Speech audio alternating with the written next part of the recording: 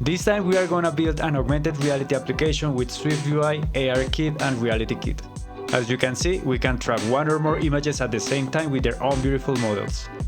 The assets are in the description and the full project too. Let's begin by creating a new Xcode project that is an iOS app. No templates this time, we will create this from scratch. Set the product name, on this case AR Images Tracking. Don't forget to set your development team. Make sure the interface is SwiftUI and the language is Swift. Next, select the folder you want to save this project in and create. Let's close the preview because this only runs on the actual device, not the emulator. Go to the project, select this target, and on info, we add a new key that is privacy, camera usage description, and we write the purpose of the camera usage. AR features, for instance. Now let's add one more for the microphone in privacy, microphone, usage description, and type the description. We can collapse this and go to assets. Here we will go to plus, AR and textures, and select AR resource group. Name it AR images. This folder will contain the markers we will work with. Remember, the assets are in the description of this video, and you can also get this full Xcode project too. Select the images and drag them into our AR images resource group. You can see we get some warnings, so open the inspector and let's set up the physical size of the images. For hooded marker, we select centimeters and then we set the width to 10. Let's do the same for mage marker. Select centimeters and then set width to 10 centimeters. Now, select AR Images Tracking folder and create a new folder called Models. Now, drag the USDC models to Models folder. I will move them, but you can copy them too. As you can see, we can visualize them inside Xcode. Look how cute they are. Let's create our AR view model. This script will handle what happens whenever an image is detected in our application. We start by importing ARKit and RealityKit. To avoid some issues updating the screen, we set this as main actor. Then class ARViewModel. Let's create a weak variable named ARView that is of the type ARView that can be null. Now let's create the function onImageDetected that will be called whenever an image is detected. It receives a parameter anchor of the type ARImageAnchor. Now guard let ARView and let name equals the received anchor, reference image, and name. If no name, then return. Now let's create anchor entity of the type anchor entity and assign to the internal anchor our received anchor. Now create an entity of the type entity. Here I will split 1 second the screen to check the markers names because I need them exactly as they are. For testing purposes, we will start by spawning a cube for mage marker and a sphere for the hooded marker. So if name is mage marker, then entity will be a model entity, and on parentheses, mesh generate box with the size of 0.05, comma, materials, simple material with color blue and metallic as true. If not, if name is hooded marker, then we will assign to entity a model entity. Mesh is generate sphere with the radius of 0.02 and materials, simple material, color red and metallic as well. If none of them, return and the function finishes. Now to anchor entity, I add as a child my entity. Finally, I add to ARView as anchor my anchor entity. Now it is time to create ARView container.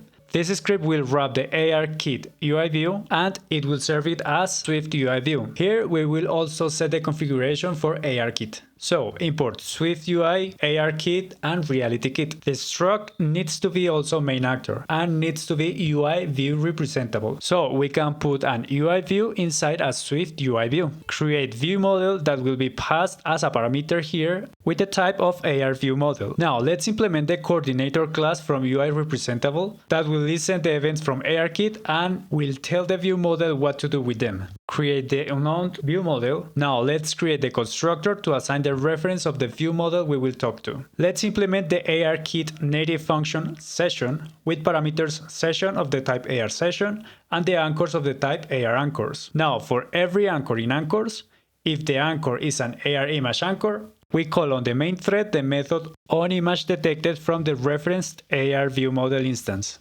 Now let's implement the native function makeCoordinator to initialize the custom coordinator we just created and return it. Let's implement makeUIView function that receives a context and returns an ARView. Create ARView as a new instance of ARView, initialized at frame 0. Now assign to the ARView in this view model the ARView we just created. We create config as an AR image tracking configuration, then we create images and assign all the AR images inside the AR resource group we created. Please write exactly the name as you did it for your AR resource group. Now set in config the tracking images as the images from the reference, and also the maximum number of tracked images as the images count we have in the AR resource group. Then we run the AR session passing the config, and for every time ARView session fires an event, we run the coordinator. Finally, return the ARView. At the end, let's implement the function updateUIView, but leave it there since we are not implementing anything further, but this is part of the interface UIView representable. Finally, let's go to content view, remove everything from body, create a private variable view model that is the ARView model instance, and inside body, we add ARView container and we pass the view model.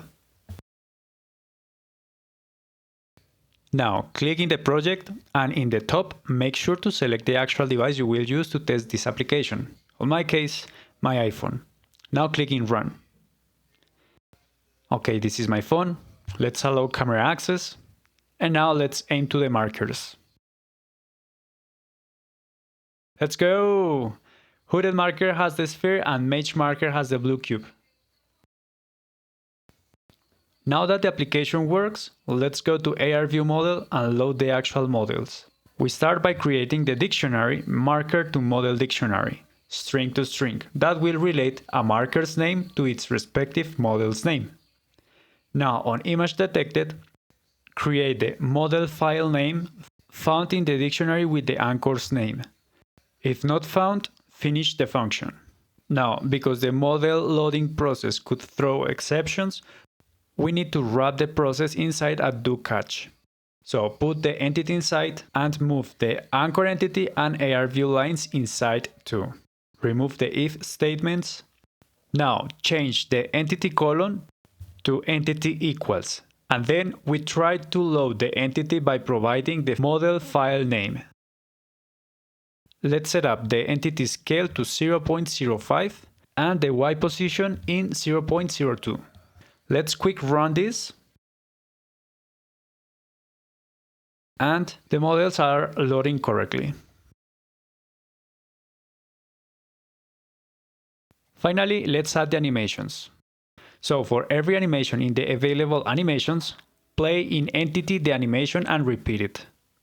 Let's add a light, so directional light. Let's add an intensity of 5000. And let's place the light looking at 0 from 0,1,1 and relative to the entity. And let's add the light to the entity. Alright, we are done. Let's run the application. And that's pretty much it. We have an augmented reality application with two different models, two different markers, using SwiftUI, ARKit and RealityKit. You can get the full project in the link in the description below. You can also support me with buying me a coffee. Please don't forget to like this video and subscribe to this channel. And thank you so much for watching this tutorial. Until the next one.